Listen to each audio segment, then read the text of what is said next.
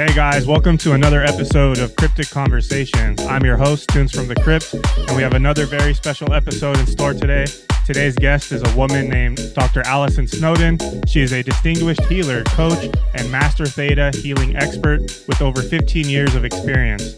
Dr. Snowden is celebrated for her transformative work that has touched the lives of thousands worldwide. Her journey into the realm of healing began with a near-death experience, propelling her into a profound exploration of consciousness and the nature of reality. A doctor of acupuncture and Chinese medicine and a master of science in traditional Oriental medicine, Dr. Snowden seamlessly blends ancient wisdom with modern approaches.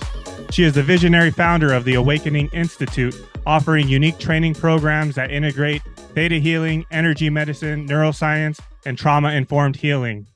Driven by pure intention and fueled by her own remarkable healing story, Dr. Snowden stands as a beacon of inspiration, guiding individuals on their path to holistic well-being, success, and profound personal transformation.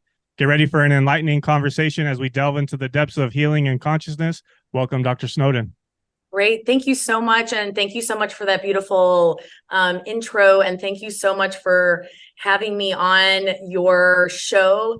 And thank you for everyone who's listening. I really feel that the more we talk about these things and the more we dive into conversation, we really have aha moments through connecting with others and having meaningful conversations. Thank you. I love it. Yeah. First I want to say, I was watching your episode on Next Level Soul a couple of days ago. So kudos to you on being on that show. That's a big show. And yeah. So you're my second guest now that I've had on this show that have also been on his show. So I want to thank you again for giving this little guy a chance, with my little podcast. So thank you again for being on. Of course. So yeah, to kind of kick things off, talk to me about your early life. Where did you grow up? Where'd you go to school? And what was your family like? So I grew up, I was born in April 26, 1983 in St. Louis, Missouri. So, typical Midwest upbringing. I was one of four. So I have an older sister, Ashley, then there's me, and then I have a brother, Eric, and then a younger sister, Alexis, we call her Lexi. And then my parents, my dad, Kent, just retired. He was a OBGYN, so he was a physician. And then my mom was a nurse. So I grew up in, you could say in medicine and in Western medicine. I grew up in a Western medicine family. And my older sister, I have a really fun family.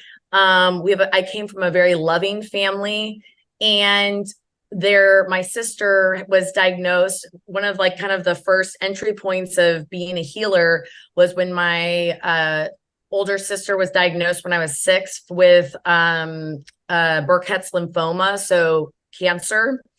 Oh, and wow. And it was a pretty rapid growing tumor.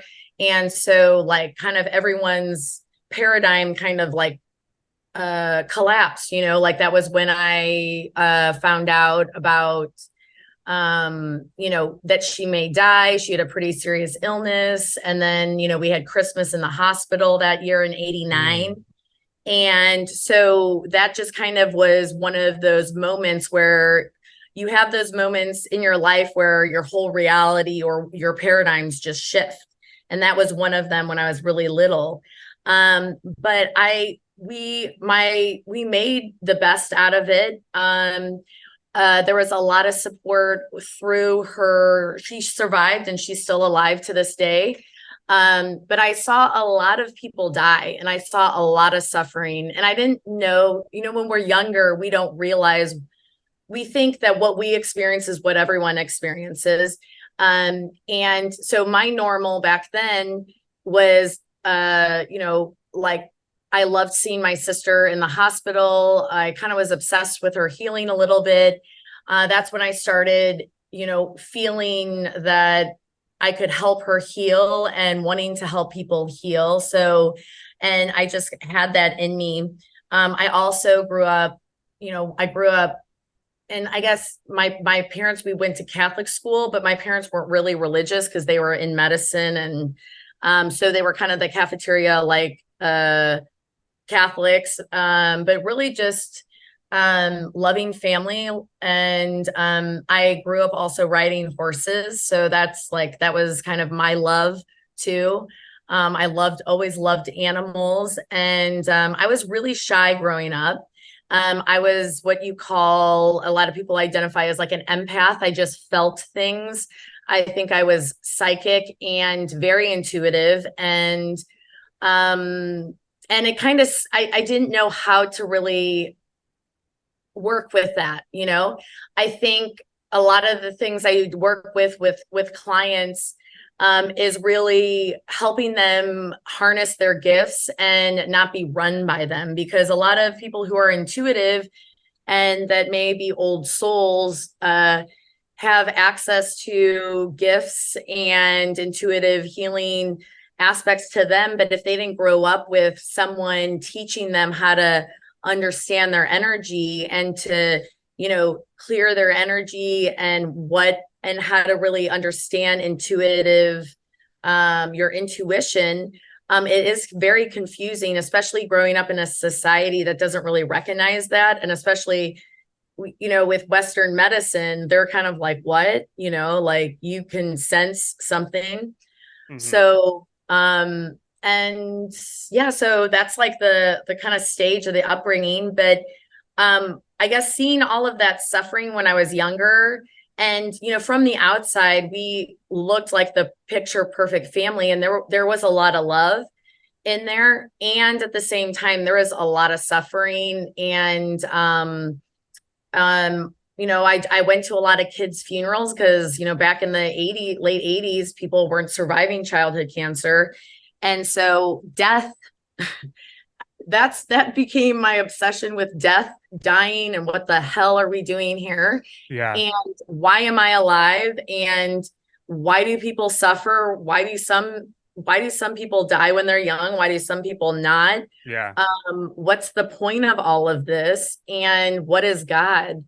And like why is there needless suffering? And then also, one of my cousins died in a traumatic car accident, and that was kind of when I was 14. And that really hit me because, like, when you're 14, when you're getting in those teen years, your brain's developing, and you can kind of be more reflective. And I think that's when I had like my first existential crisis, where I was like, what is going on? Like, what really, I'm like playing this part of, I'm a student, I'm a horseback rider, I'm all of this, but I just had this like weird thing of like, what is going on? Like, what is this whole thing called life? And then at the same time, I had this like fear of death, and especially a fear of a traumatic death. Like I had this deep faith in and connection with angels, with the other side. And that had just always been there. I did go to Catholic school, but I just had that. And that was just like something that I was innately had. And I always just wanted to understand. I don't know. I was like one of those kids. I can remember being in my bathroom when I was like 6 years old, 6 or 7. And I can remember just staring in my eyes and being like, who am I? Like, what is this? Like, what am I? Like, who am I? Like, I kept on asking, like, who am I? Yeah. And I just kept on asking, who am I? Who am I? And I can remember just like getting like, just completely like in a trance. And I was doing that when I was like 6. So, wow. Yeah, like I felt normal, but like what is normal? I think that's like a weird, like it's a I always say like normal doesn't exist. It's like there is no normal, but I guess it wasn't typical, upbringing. And I think that existential crisis, of what is going on. And I always tell my students and my clients, if you desire something, if you really want something, and it's in your heart, the universe knows and the universe listens. And because we're all connected, and I was really wanting to know what death was about, what life was about, and I wanted answers. And yeah, and I got them. I mean, I didn't know I was manifesting, or I didn't know that I was sending out that signal of like an invitation for a near-death experience. But if you kind of like look backwards, you're kind of like, yeah, I kind of did, you know? Yeah. Yeah. Thank you for sharing your story. I'm finding out that myself, I am also an intuitive empath. I've always just labeled myself as sensitive, and I love the way your mind works. You know, my mind works in a similar fashion. If people only knew how much time I spend alone in nature and I'm just looking at everything, just pondering like, what is this? What's the meaning of life? If people only knew, man, they would think, I'm weird. But I love that. I love that so much. Like, a majority of the people in this world, they don't even think about these kind of things. They just go to work, go to school, start a family, eat, sleep, and just a daily routine. They don't even question, like, how do you not question these things? You know what I mean? Like to me, it's so important. So I can relate to you on that. So I'd like to ask you, so growing up, so it sounds like you had, your parents were healers. So you have a kind of a background there. What about, so you said Catholicism, like how strict were they in regards to Catholicism? And was there any spirituality in your family, or was it just Catholicism? Like my parents, they're such good people. Like what I mean by that, they're very ethical people. They really, that my parents aren't spiritual, really, like by nature. Um, they are, it's like that Midwest like thing, like treat people how you want to be treated. They always were helping people. They loved Catholic school. My mom loved Catholic school, not because she was really Catholic. She didn't really, actually, it's kind of funny. She didn't really buy into it, all of the indoctrination with Catholicism, but she loved the spirit of Catholicism that, we were always raising money for charity. So doing things for others and being of service was very much imprinted in my life. Always, my parents started a nonprofit in St. Louis after my sister went into remission, Friends of Kids with Cancer in St. Louis, and that's been running. So really, what was really imprinted with my upbringing is thinking about others, also being of service, and helping others whenever you can. I can remember, I have this vivid memory when I was in church, or like I can remember like looking at the priest, looking at my mom, and you have those memories where you're like at your mom's hip, and of course I'm like 4 inches taller than my mom now. And I can remember being like, and I like pulled on her and I go, why is there no, like, why can't a woman be a priest? And my mom's like, I don't know. She's like, because it's, I think she said because it's sexist. And, kind of said that. And then also I can remember thinking, looking at the priest and being like, this man thinks I need him to talk to God. And I just kind of laughed at that, because I was like, I kind of didn't buy into that I needed a priest, or I needed to confess, or I needed a priest to be an intermediary, like a in-between person between me and God, or that I needed the Catholic Church to do that, because like I always talked to God, always. And so I always thought that was kind of weird. Like I don't, like, God already knows what I'm feeling, and I already talked to him. So I'm like, I just don't, like, why are you here? Like, why do I need you type thing? So yeah.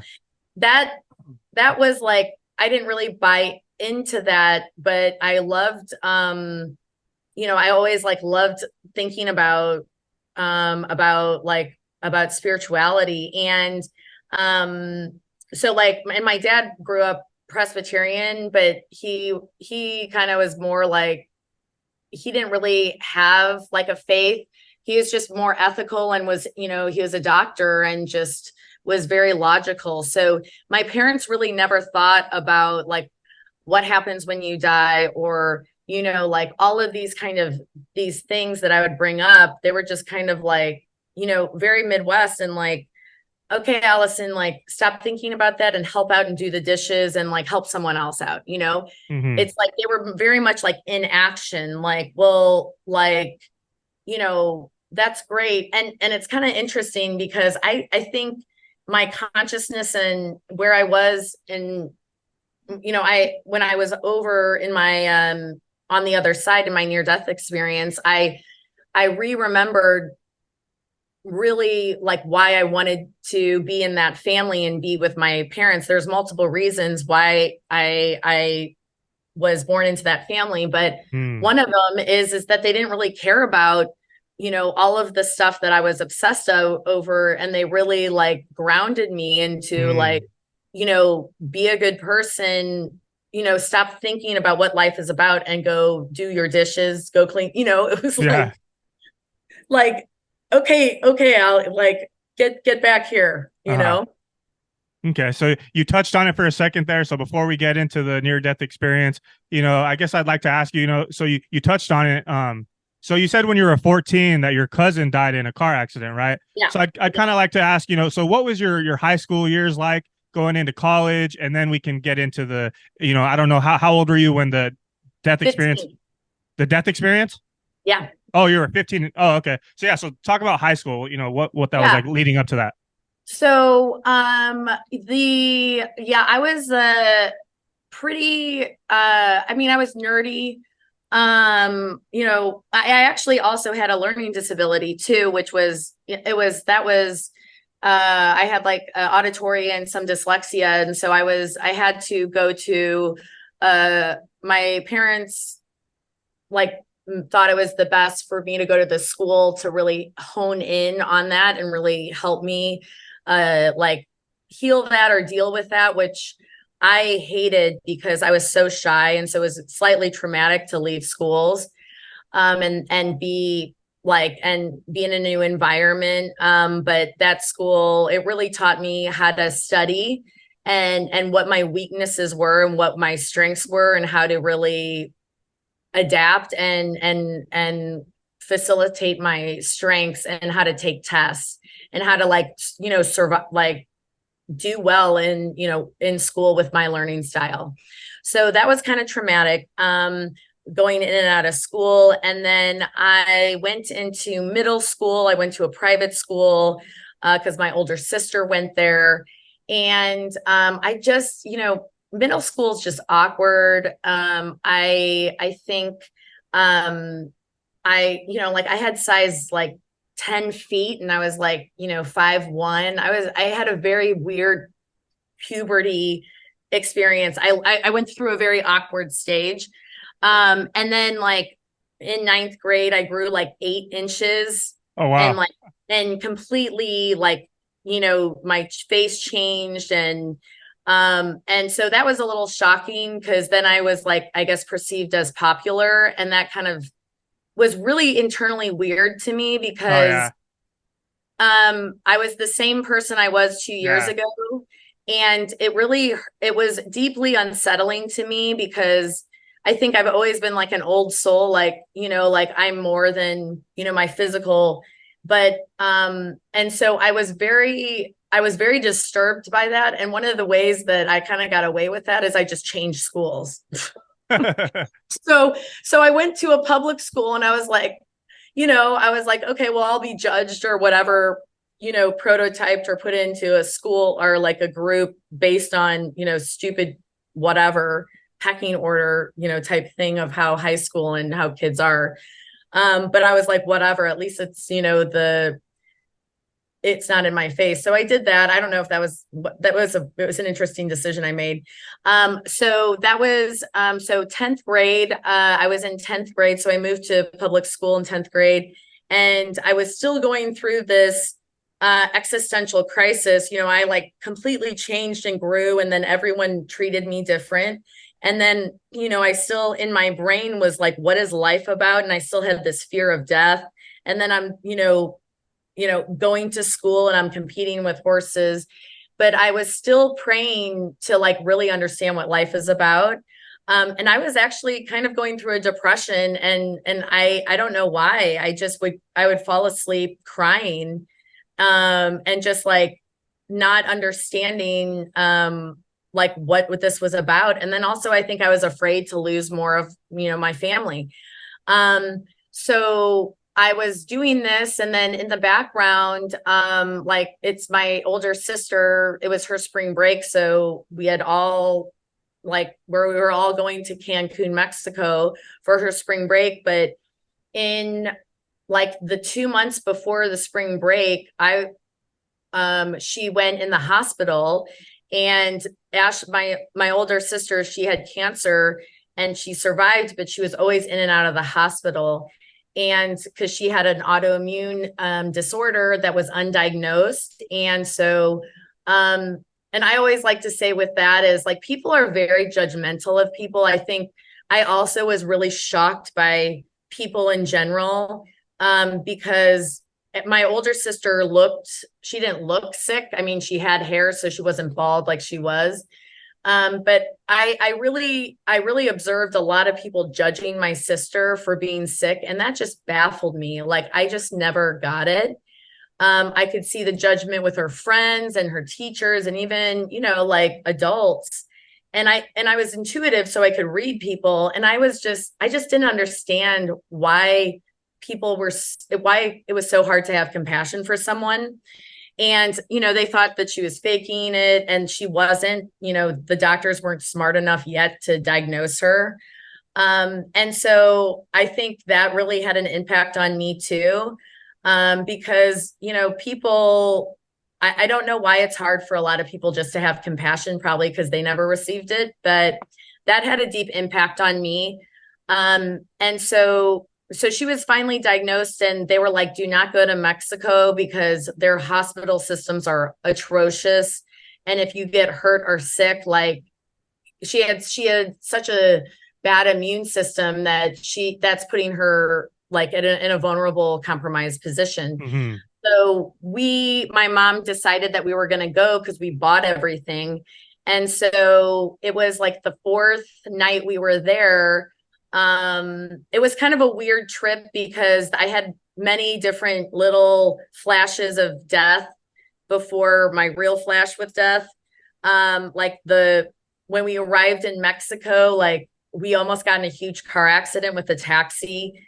And then like the next day, like the bus we were on, like the guy with the driver was swerving and was possibly drunk. And like, that was scary. And then the next night we were out at dinner, like in the strip in Cancun, and there was an ambulance, and I was coming out of the restaurant, and I can still see it in my mind. It was this guy was being pushed up on a gurney. So they were like, he was an accident victim. And his leg was like dangling off. Like it was I can still see it in my mind. And I can remember, I like turned my head and I was like, oh my God. And ironically, the next night that was me. So it was very eerie. And so what happened was we were going out. Of course it's spring break, so there's some, underage drinking involved. And I got, my friend and I got, like disconnected. So I couldn't find her. And so I was freaking out. And so my friend was like, just wait. And I was like, no, this is not cool. Like, she's my responsibility. And so, I like thought that they were like, kind of brushing me off. These were some of my sister's friends. And so I was like, fine, like I'm going to go get my mom and I'm going to find her. And so in that, I left by myself. So I was almost 16-year-old. It was a month before my 16th birthday, by myself walking in Cancun. And, what time was it? It was, I think it wasn't, because like, it was around probably, it wasn't that late, because I had gone to dinner with my mom, and then we were supposed to be home at 11. And so I think it was probably around like 10-ish or something. Yeah, it was dark. It was dark. Oh, it was dark. It was night. People were out, like, but it wasn't like, like 2 a.m. in the morning. We hadn't been out. We had just been out for a little bit and I lost her.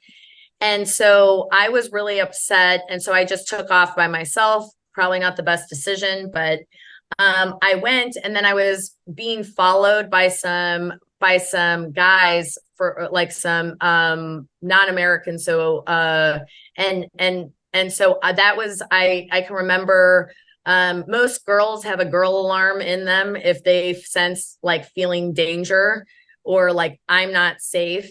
And so that went off in me. And so I started running. And that, and I can remember turning around and telling them, saying several cuss words and, yelling at them, and then turning around running.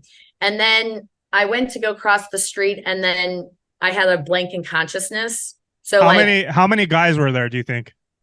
There were like 4. Jeez. So there was a blank of consciousness. And so like I went to go cross the street, and I can remember being like, wow, there's no one coming. Like I can remember having that thought, and then then my memory goes black. And then I have, I'll just like do this little, because I always like to educate people when talking about trauma. It seems like most people don't understand that traumatic memories aren't like normal memories. I know it seems like kind of logical, but the thing is that when your brain is under like such distress, like you have it's like the memories are very different. They're very visceral, and they're in my brain, it's like they're pictures, and it's not a congruent story.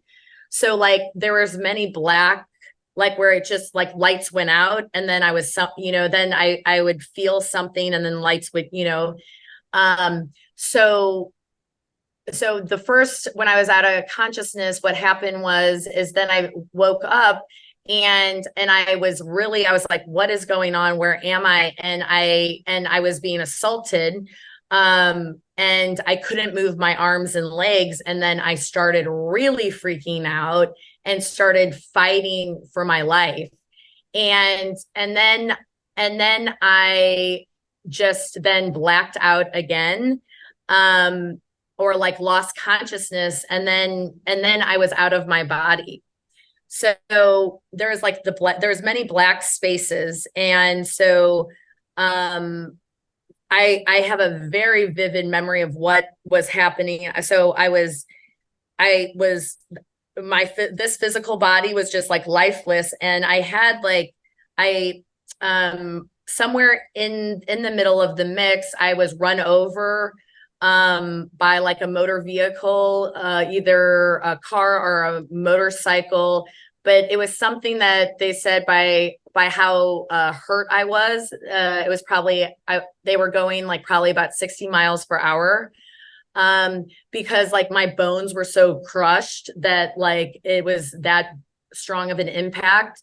So like my jaw was shattered, my humerus. So this arm was like in like it was just in pieces, like hundreds of pieces. It was pummeled. Most of my ribs, my pelvis, so my butt and pubic bone were broken in 4 different places. And then my lower leg was a double compound fracture, rupturing the tibial artery. So I bled a lot. So I can remember, and like people will ask, and, like my parents and other people are like, well, where were you and how did this all happen? And I'm like, I don't know. I was in and out of consciousness. This was a trauma. So a lot of people, when they have traumatic memories, the memories is not a coherent story. And there's a neurological and a brain-based reason for that. Because when you are in a survival mode, you don't process things the same. And then especially with me, I was knocked in and out of consciousness. I was probably hit, by the guys and on some level, and then again hit by that motor vehicle. So there was definite lapses in like my consciousness. But the body always remembers, your subconscious and your body remembers everything that's ever happened to it. So your brain, your conscious brain might not put everything together, but your body does.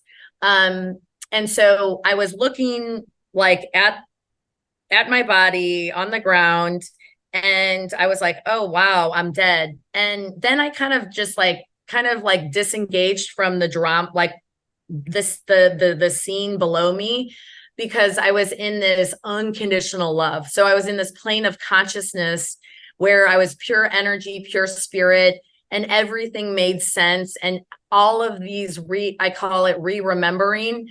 Like I re-remembered who I was, what my energy was, that I was more than, I existed beyond a physical body. I existed beyond my brain, beyond my physical body. And like, I didn't need a body to have my consciousness, to be conscious. And so I was in this unconditional love space. I guess some people would call it heaven. It wasn't a physical place for me. It wasn't, and if some of your listeners are into, it wasn't, a lot of near deathers go to the astral realm. And so they see like energetic, like it's almost like energetic mirages of people's physical appearance, right?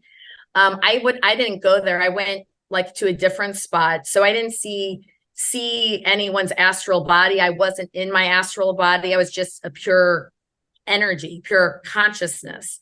And my pure consciousness was like enveloped in this unconditional love. And then I was aware of other people's consciousness, or other, but we were all one. And so the line between me and another was very blurry. And there was at one point where we're having a conversation and I'm speaking, through my vocal cords and through my mouth, through English, right? Well, when you are a soul and you're not embodied or incarnated, you telepathically talk. And so, like, I'm like, am I thinking this, or is this my guide? Is this God? And I was like, whatever, it's all the same because we're all one, right? So what was downloaded to me, or what was shown, or what I remembered was, I instantly was like, I don't know, my soul has a sense of humor too. It's kind of funny because obviously this was a very traumatic, violent thing that happened to me. Yeah. But like on the other side, I was like, and I was just like, well, oh, well, I could get another body if this one doesn't, it was just like kind of like very like nonchalant. Like I related to my physical body as a soul, as if I relate to the sweater. I mean, it's nice. It's okay. It does what it does, but I have no emotional, connection to the sweater. And if I would throw it away, I wouldn't really care because it's not who I am. And so in that moment, I was like, oh, that body, I put a lot of work in, and, and at the same time, I like remembered that like before my birth, like I kind of had like sketched out this plan, or wanted to have this experience, or, wanted to have this like kind of enlightening experience, and to like then survive and talk about it, which I was like, oh wow, really? So like a lot of things, when we go up to that plane of consciousness, we just instantly remember things. And for some reason, when we're born, we have somewhat of an amnesia aspect. Yep. Uh-huh. And we're all of a sudden on Earth side, and you're like, what the heck? And you're like a baby.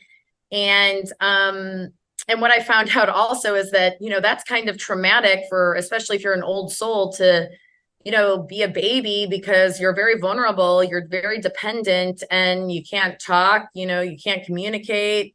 So I kind of got this like reverse thing where death is like the liberation. I mean, being born and being incarnated, that is also a big transition, and also can be traumatic for some souls. So with death, I was like, oh my gosh. So I always like to tell people, if you are afraid of dying in a violent, traumatic way, or if one of your loved ones has, and if you have a question, if they felt pain, I can report that I did not. It was very quick and I didn't feel any pain, and it was great on the other side. And I was super happy on the other side.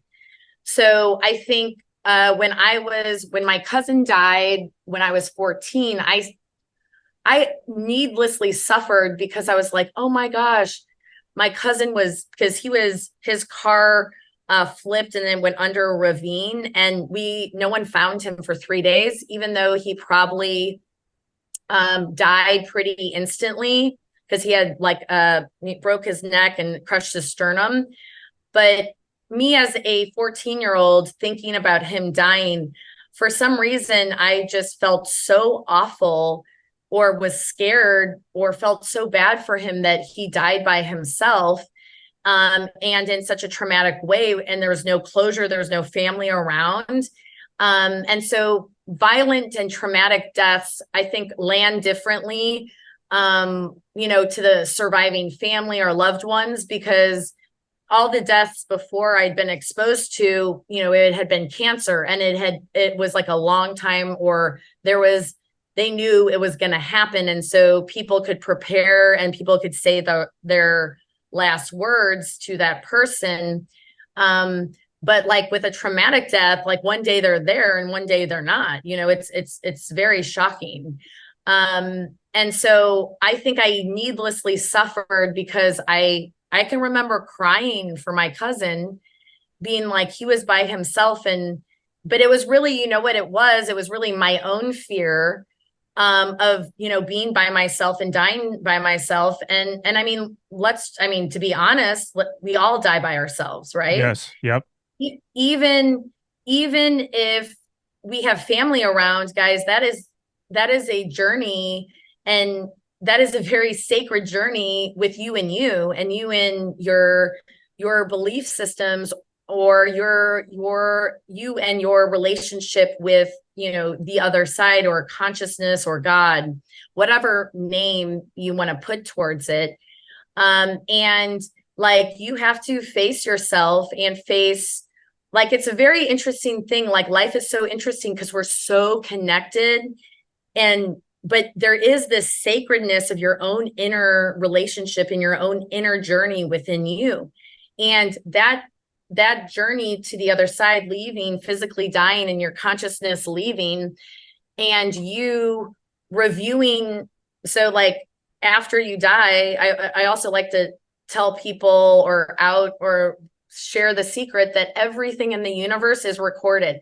So if your ego thinks that that you get away with this, or not, that like God doesn't judge, but like everything is recorded, and it's not to punish people, but it's really for us to know and to evolve and to grow and to learn. But like, everything is known in the universe, and like everything you've ever done, thought, said, your intentions, everything is known. Like, there's no hiding. Yeah. And that's kind of scary, right? Well, I think, it depends on your belief systems. But for me, I feel like when I feel like I find my peace in that. Actually, like, after surviving and coming back, because, there's a lot of miscommunication over here. It's not perfect in this plane of consciousness on Earth. There's contrast. There's pain, there's pleasure, there's all of these different things that we experience being incarnated and being in a physical form. And I find like a lot of peace, because like, at the end of the day, I'm always like, okay, love is the only, and that was the other thing. Love is the only power. You're like, our ego, or, other things, there might be perceived as a power, but really, like, who we are and like our identity and power is really like unified with truth and with love. And that is the only power. And And it's really strange because some people, like, I would share my story in the early days and people are like, well, what if people don't believe you? And I was like, well, A, I don't care. And B, like, I'll have a conversation with them, like, on the other side, like, it's going to happen. Like, okay. It's like if someone would be like, I don't believe in gravity. And you're like, okay, well, that's your choice. Good Yeah. for you. So do you have like family members or something that like don't believe you and they? You know, it's kind of funny. Like, the funny thing is after going through all of that, I kind of like, I think I psychically and intuitively, I was very guarded about my NDE at first. And I was very aware because my parents are medical. And I think I'm very intuitive on people's bandwidth. And so I would kind of censor myself. And it was funny because when I would be going through like my day-to-day life, whatever, I'm in college. I think it was when I was in college, and I have this memory of me being back home from college, and I was telling my mom about how I was telling someone about my near-death experience. And she looked at me and she goes, "You never told me this." And I was like, whoops, you know? And so I kind of was like, oh, that's interesting. So that goes a little bit deeper because the first person I told, like the first human, like I had like a connection with like my angels, like very, my feeling of creators or God's presence was very strong after that. And angels. But the first human, I really, well, first, I think after all of that trauma, like I was a little not trusting towards human beings. and, and so there was this one person that I was a horseback rider and I was really good. And and that whole accident and trauma destroyed, like I couldn't walk really for 3 years. So nonetheless, like ride and compete and jump horses. So like that kind of part of me just like ceased to exist after that incident, which was, I think, very devastating for me, because that was like such a love and it was a part of my identity. And so randomly on a plane, one of my sister's boyfriend's friends was like, oh, had heard about what what I had gone through. And he knew I was a horseback rider. And I was still on crutches and my leg was still broken and I was still on arm. So half in wheelchair, half crutching. We were going to Colorado to ski. Obviously I wasn't skiing. I was going to be hanging out at home. But he was like, oh, if you want to go and see my horses, I'll take you out. And I kind of was like, whatever, dude, because I had been going through all of these healing surgeries and, you know, we were teenagers. So teenagers would say, oh, I'll come hang out with you. But, you know, like I was in such a different state of like healing and PT that I could hardly relate to like my group of friends because my experience was so extreme that it was hard to relate to them. But anyway, he followed up and followed through. And so we went to his farm, and this is in Missouri. And for some reason, he's like, wow, my uncle's here. And he's like, that's strange. And so he was like, oh, hey, Uncle so-and-so. I don't even remember his name. He's like, this is Allison. Why are you here? And he goes, I don't know. I just felt like coming today.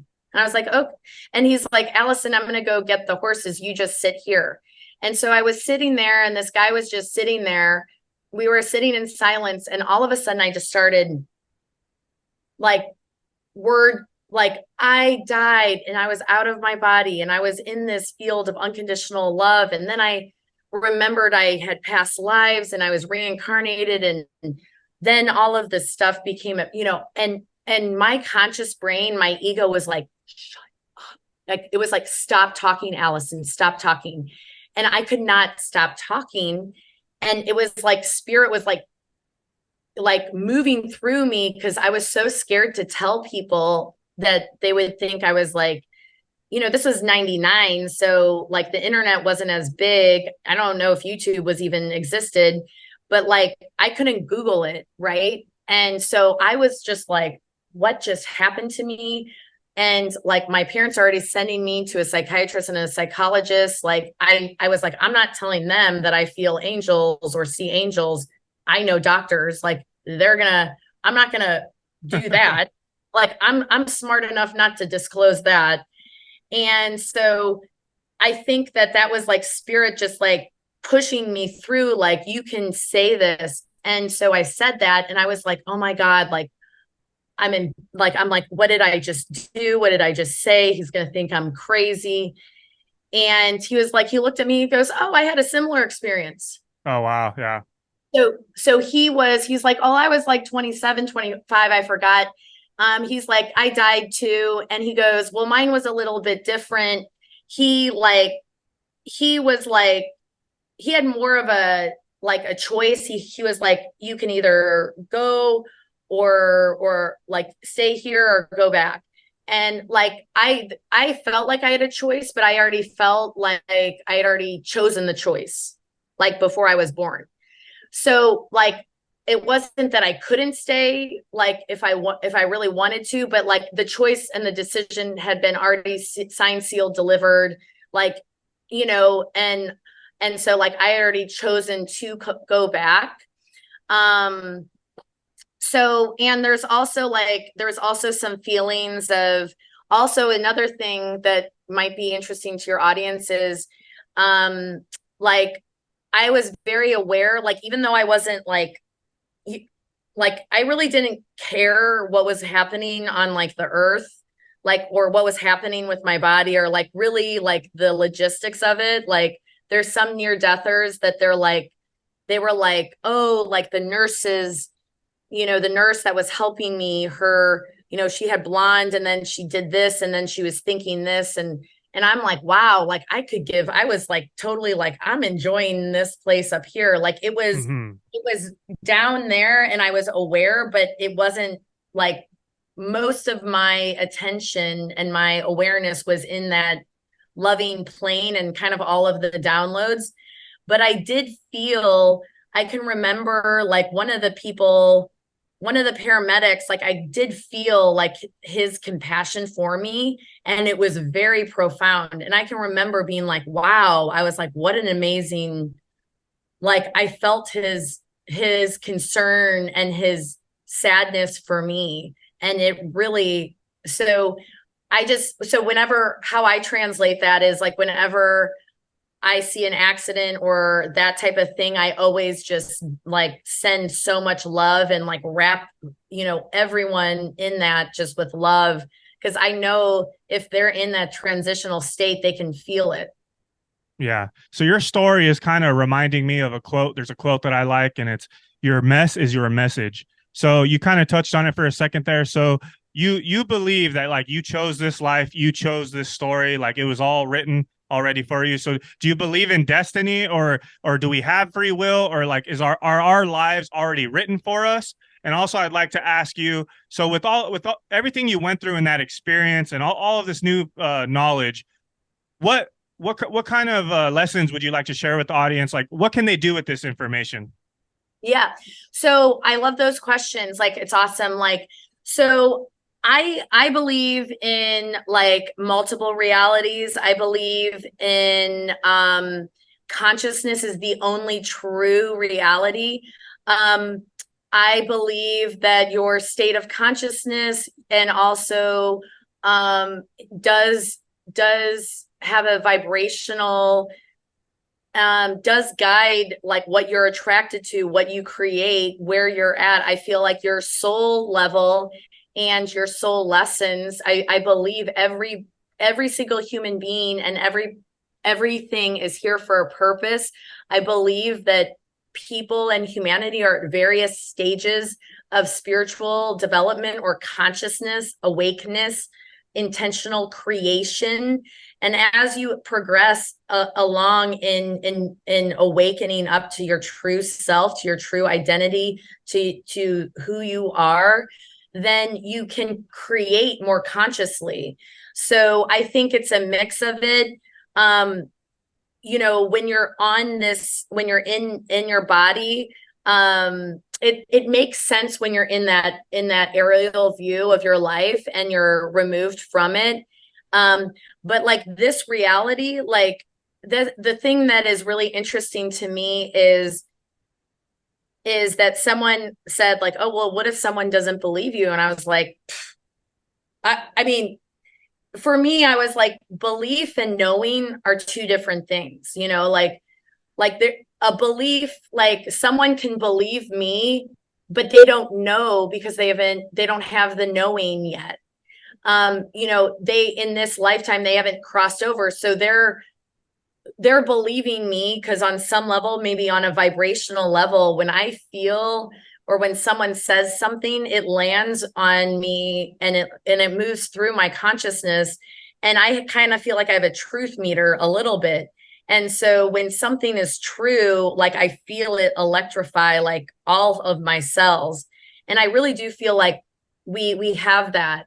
And so I guess like my message is for people practically is number one, remember that if you really want to know, like if you want to spiritually develop, if you want something, like create that desire and beam that desire out, because like the universe will gravitate if that's part of it, if that's part of your life. Second is love is the only power. Love is the most powerful force on this planet. And also love is really who you are and what you are. And it is what is God or the creation. And God is just, if I would write a book on God, it would just be unconditional love, the end of story. And as humans, we like to make things complex, and there is more complexity to that. And there is more science or understanding of consciousness, of enlightenment, of the various stages of awakening and being asleep, and of, you know, understanding your ego death, all of these different things that yogis and enlightened people have talked about for thousands of years. Like all of it's written out. But here's the thing is that you are here to experience. You are here to experience. And so, and I think part of being a human, I guess at this point, maybe it's going to change, is kind of like we're born, we forget, and then we start to remember and reawaken. And it's quite beautiful. And every person has different, every soul has different missions, and every soul has different gifts. And I think I really do, why I love doing my work and why I love doing my healing work is because a lot of people, because of conditioning, because of ancestral trauma, because of, you know, just maybe social imprinting or environmental factors, aren't living their soul purpose, and aren't aligned with it. And so I feel super blessed because when people come to me to like do trainings or teachings, we're liberating like themselves from limiting conditioning, from old belief systems that aren't true, because we were indoctrinated as kids. You are this, you are your skin color, or, oh, you have a learning disability, so you're less than.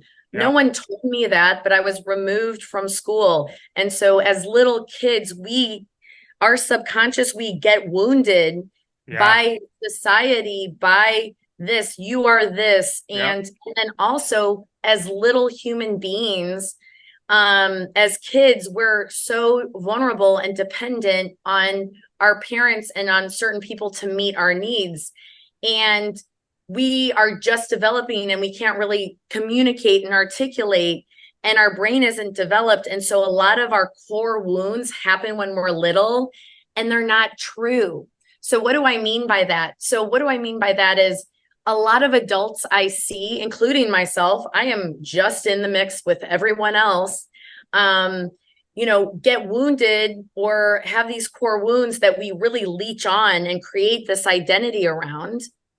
And then when we really accept something from our subconscious as true, then we create it in our mind, and then we influence it, around us. So for example, if I created this story when I was little that I wasn't important or my needs didn't matter as much, because like that kind of was my experience with my sister being sick because she was almost dying. So as a little girl, I kind of suppressed my need for my parents. I didn't want to bother them with, what I wanted or my worries. So I didn't feel worthy of it. Did my parents tell me that? No. My little brain and my 6-year-old brain created that story, and that was a wound. And so all of us have these type of experiences when we're younger, and then if you add on some trauma, whoops, and that in the brain, it can create, almost like a little, you're almost not free in your own life, right? And so I see a lot of so the message I like to say is like all healing is possible. Even what your brain thinks is impossible is possible. And so I feel like some of my gift in my message is like my healing, like what I went through and what I survived is like a pure miracle. Like the fact that I didn't have any brain damage, any organ damage, is and that like I actually healed and I actually am like pain free and I really have no symptoms is unheard of. And I'm not the only way that I'm different from someone who doesn't heal, and I think it's because of my near-death experience, because I had the experience of that light and how powerful it was. And being in that presence, I was like, whoa, anything's possible. And it wasn't a belief, it was a vibrational like download and this knowing. And so like when I was like funneled back into my body, back into the 3D earth world, time-based reality, because guys, when there's time and there's space, which creates our life. Like when we're on the other side, there is no time and space. It's collapsed. And that is just like mind blowing to me. But like when we're on this, so like when I was recovering, there was a lot of programming and people's opinions pushing as facts of, doctors being like trying to like, not give me too much hope, trying to be realistic with me. Allison, you're always going to be in pain. You're never going to run. You're always going to have, these issues. And you know what? And here's the power of the mind and belief. If you believe that, if you accept that as true, you will create it. You will create it. So it was very hard for me, guys, because especially authority figures, especially when you're vulnerable, especially when you have experts telling you that this is the reality and, accept it or not, but this is how it is. Like it's very convincing. And so there would be times where I would like be like, oh, like I would just start crying and suffering. I'm like, I'm always going to be in pain. I'm never going to run. And then it was like, almost like this light came through me. And it's like, wake up, Allison, remember what you experienced. And I was like, wait, they don't get to dictate my future or my health or my healing. I get to. And so then I would kind of like snap out of it. And then I was like, anything's possible. And so I just was a really persistent in my healing. And I just made this decision. I'm like, I don't care if it takes 5 years, 20 years, or 30 years, like I'm going to be pain free and I'm going to figure out how I'm going to be pain free. And then I'm going to help other people how to heal themselves. And then because I was like, this is ridiculous. Like how we deal with physical pain in America, as advanced as we are as a nation, like we suck at chronic disease. We literally are awful with chronic disease, emotional pain, and trauma. That is one of the most biggest cost to society, cost to our happiness, cost to our peace, and then also cost to, individuals. And so I literally lived in a prison of PTSD and of pain for years. And it fucking, sorry, you can believe that. It fucking sucked. It was awful. And it was very real. And it felt like hell. It felt like hell. And people need to learn how to love and have compassion and listen to people. Because a lot of people are very judgmental of people, and a lot of people who don't even have the right to be judgmental of people. But we can get into that because that's all dynamics of the ego and the survival self and the identity, and people not, if the ego gets threatened and the defenses go up and the ego wants to separate me from you. And it creates, I'm separate from you. But your soul, guys, your soul and your energy system knows and remembers. Everyone has experienced what I've experienced. I just have a conscious memory of it.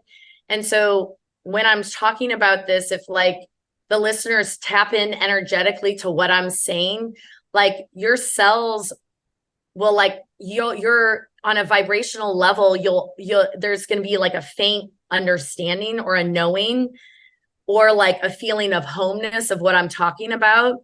And so somewhere you remember, and I think that's really important to hold on to hold on to your identity very loosely, to hold on to this external reality really loosely, and really dive into your heart and the power of your heart and love and your presence. Because your presence and your love literally can heal someone. And I think a lot of people, there's this epidemic going on of mental health, of depression, and post olive epidemic. And I think collectively, this country is somewhat going through a dark night of the soul. There is a trauma with the epidemic, and people who never thought about death before. And so, I've already gone through that personally in my life. So I'm watching from the other side, and I'm I think this is a good thing. I think sometimes we wake up because the only thing that will wake us up is pain. And so sometimes waking up is painful. My waking up was really painful, but you don't have to stay in it. Yeah. Yeah. So thank you for sharing. I can hear the passion in your voice, and you have a lot of great wisdom and a lot of great insights to share. So I'd like to ask you, so talk a little bit about your business. What services and healing modalities do you offer? Especially, talk about the Theta Healing. Yeah, so Theta Healing is a modality I'm certified to teach. I pretty much teach all the classes. It was founded by Viana. She's been doing this. She actually started doing this in 99. So I don't know what 99 happened, but that was the year of my near-death experience. That's when she started teaching this. I think vibrationally, that's when there was the first wave of activation of people waking up on a deeper level. And so I teach it. And so I work virtually. So I work with an array of clients one-on-one. But my main goal and my main passion is to teach you and to teach other people the technology of their soul and their consciousness so they can hack and heal themselves at a rapid rate and really remember their divine connection, and for them to start to understand why they created certain things in their life and how to heal it, and then how to live and consciously create what they want to create and raise the vibration as you heal the trauma, the limiting beliefs. You're not your trauma, you're not that, what those people your bully, all of these different things. Once you start to energetically let go, and it's not in your cells, because your body remembers this. You can't spiritually bypass. So I help people emotionally heal and heal their mind, body, spirit, become really integrated as a human being so they can live like a peaceful, happy life. And so they can create, and so they can like do what they're supposed to do here on earth.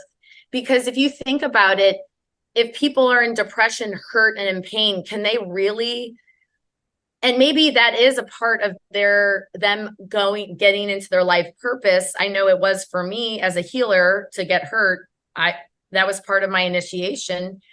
But I also see a lot of people blocking themselves, not giving themselves permission to do what their soul and their heart wants to do because of so much programming and indoctrination from society, culture, all of these different things from the survival self.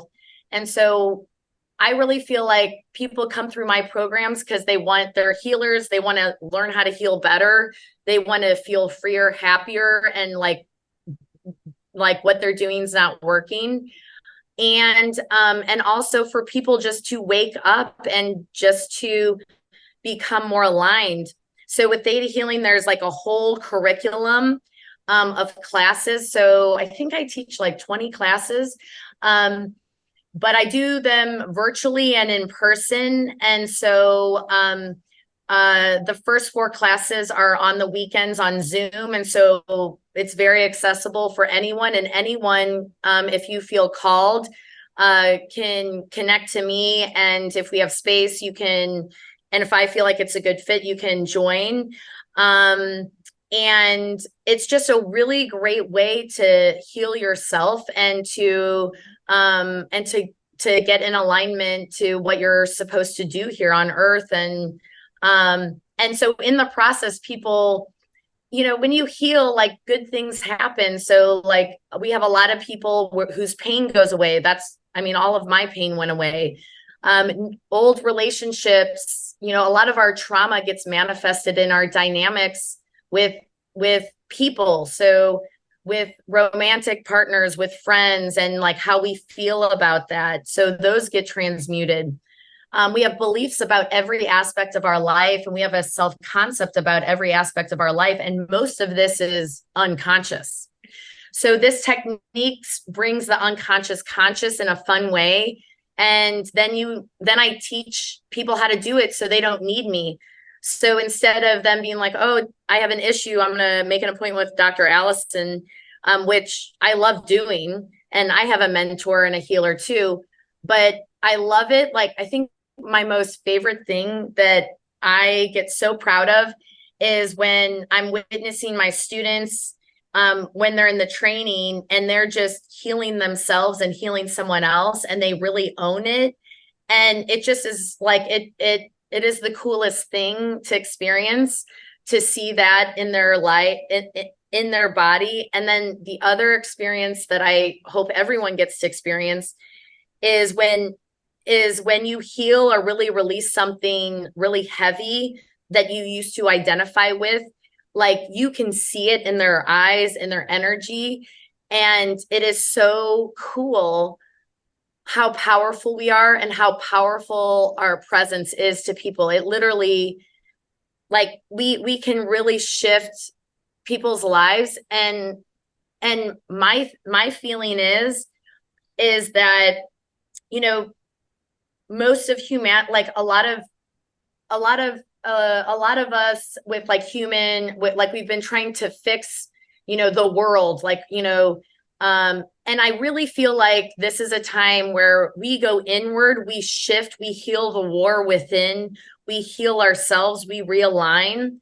And when you do that, you instantly shift and heal vibrationally, like to everyone who interacts with you. You're not going to pass on your trauma to your kids or to the poor grocery person or to the person who, accidentally cuts you off. Like, you're going to be able to be in your vibration, in a good vibrational alignment. And so I feel like as people awaken and enlighten themselves, they're going to be happier, and there's going to be a more peaceful world.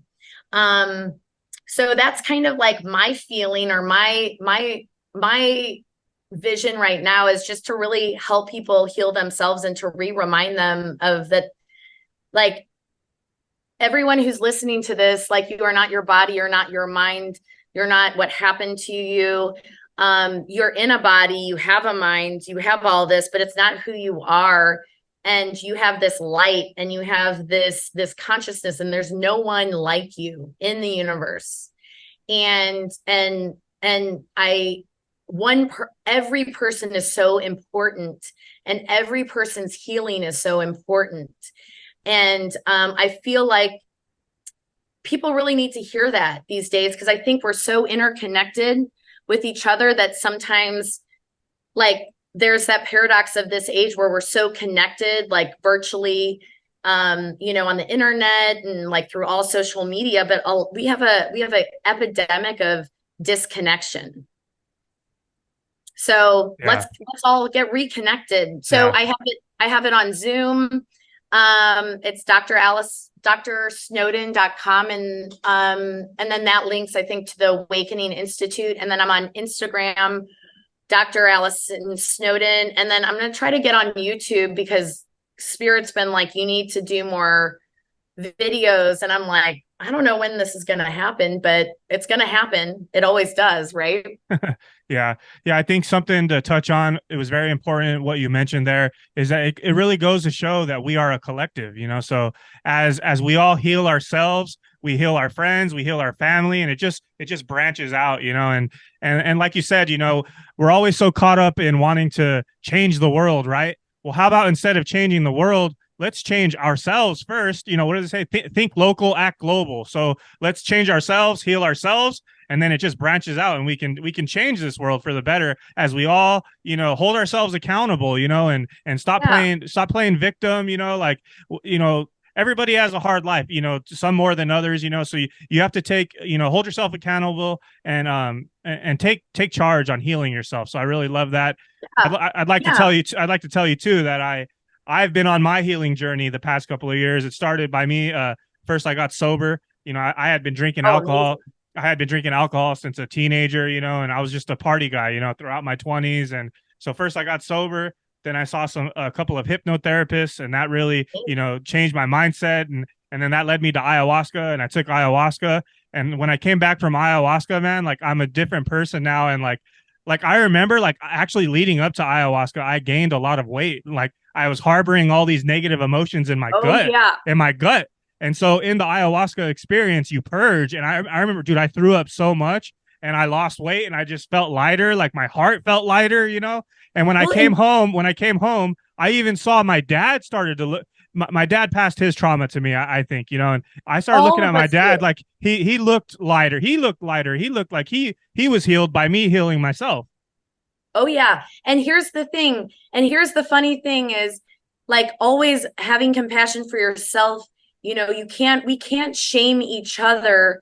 We can't shame or hate each other into healing. We have to love, obviously, with boundaries and accountability, but like the spirit of love. And with ayahuasca, with plant medicine, so theta healing, it puts you in a theta state. And so, like, sometimes our programming and our stuff is so heavy. Some people, like, go to ayahuasca, or they need to go to plant medicine, but like, you can get into that state without drugs.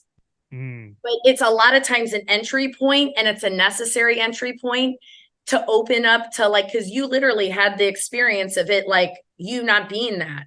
And so your whole identity shifted.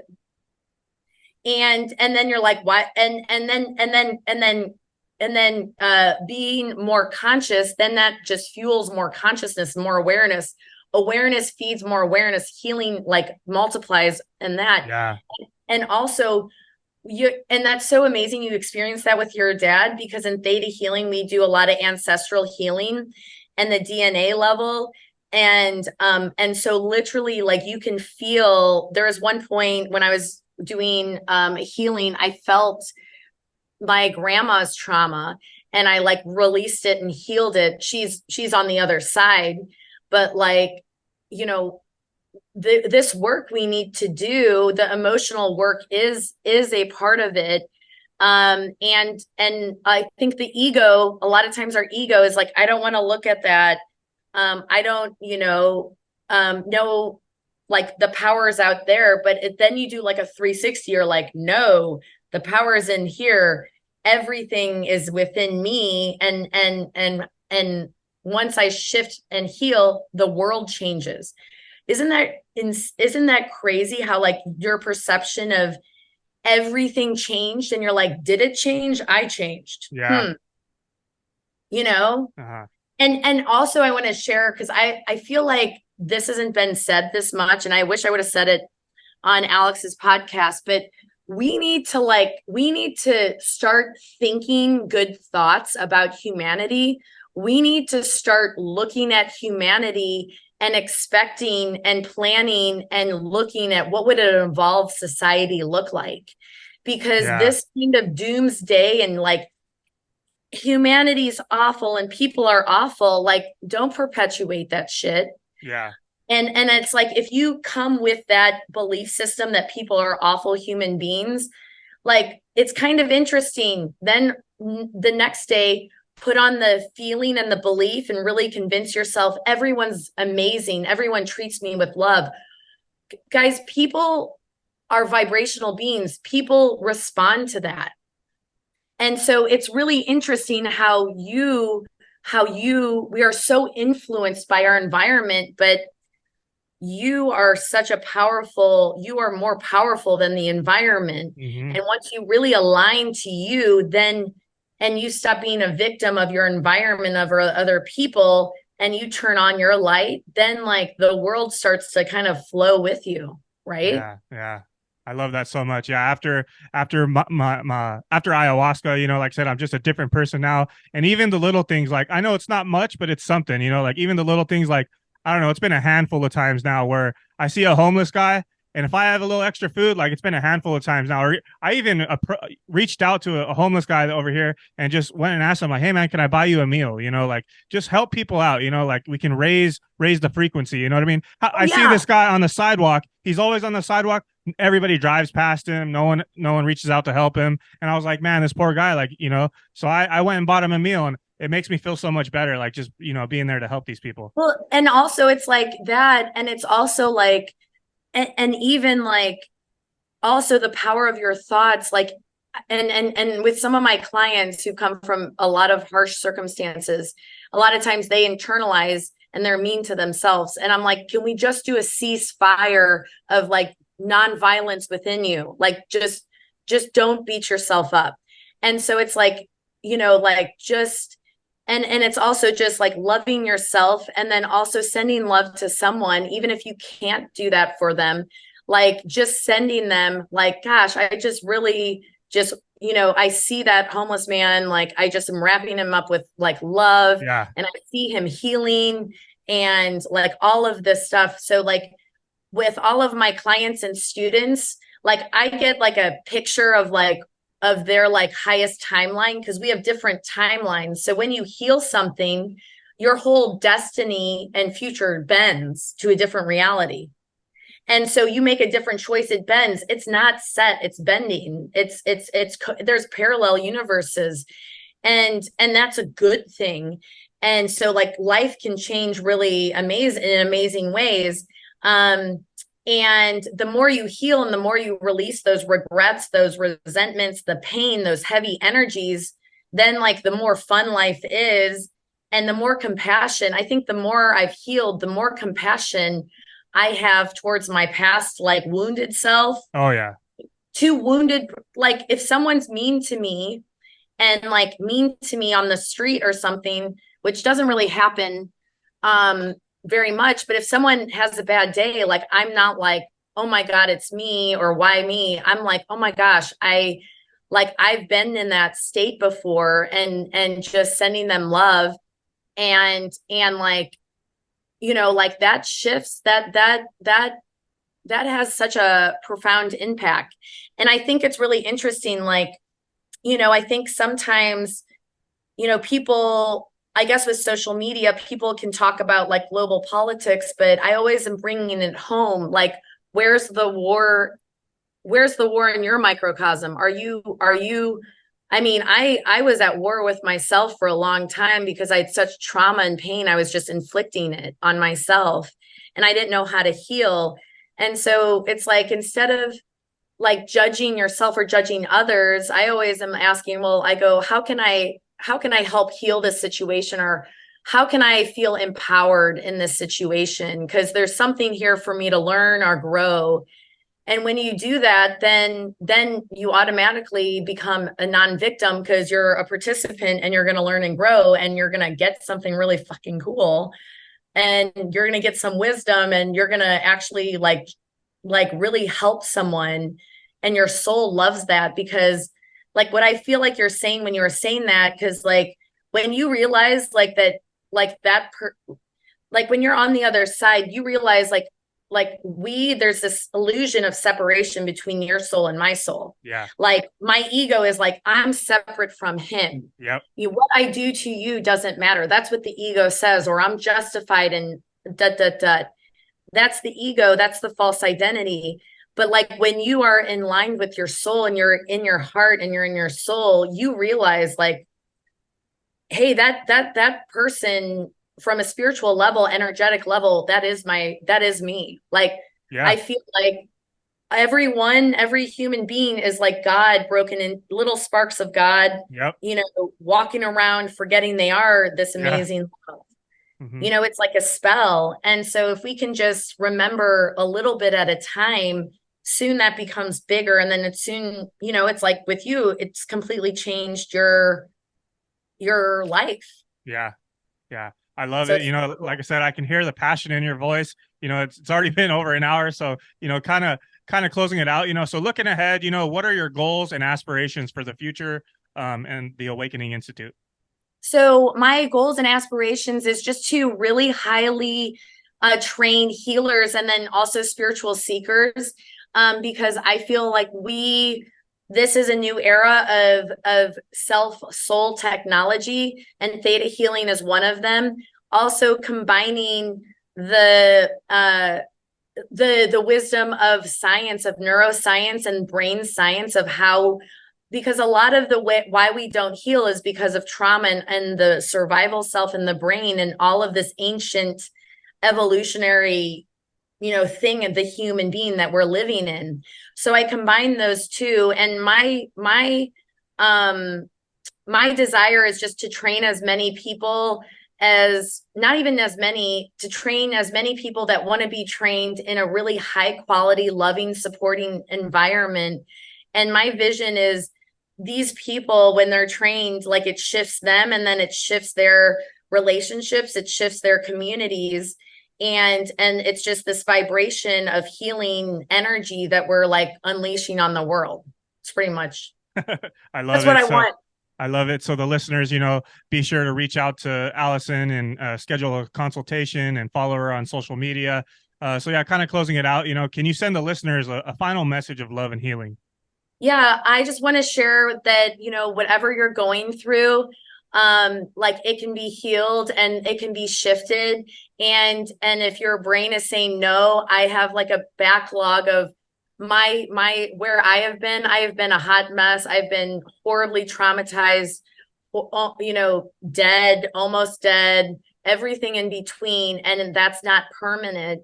And so just really like anchoring in that you are this light and taking my word for it. And just connecting to that and asking for guidance and watch, if you want to take a class or reach out to me, I always love responding to anyone. And I will respond and just sending so much love and healing and inspiration to people. I'm not special. If I can do it, you can do it. And I feel like every human being has this untapped potential of healing, of beautiful consciousness that they're not aware of. And I just feel like I have the best job in the world because I get to facilitate that and I get to witness it. And I just love seeing other people happy, truly happy and healed, because gosh, sometimes this human life is a lot of suffering, but it doesn't have to be that way. Yeah, I love that. All right. Well, thank you so much, Dr. Snowden, for meeting Thank with me you. today. And thank you Of for course. providing such great wisdom and insights on this episode. I want to thank the listeners for sticking around to the end. So, once again, Dr. Snowden, please tell everyone where to find your information, and I'll also So add it to the description of the video. perfect. It's www.drsnowden, SNOWDEN.com, and then the Awakening Institute. Those two are links. And then I'm on Instagram. If you guys are on there, like say, hey, if you have a question or comment, like when people comment, or it makes me like, I feel really happy. And then also a lot of times your guys' questions is really helpful to me because someone else has that question. And so, and then I usually can make some content about it. So if you guys have any more questions, I would love to hear them. Awesome. Thank you so much. Okay. Thank you Bye. so much. So great. Bye. Bye.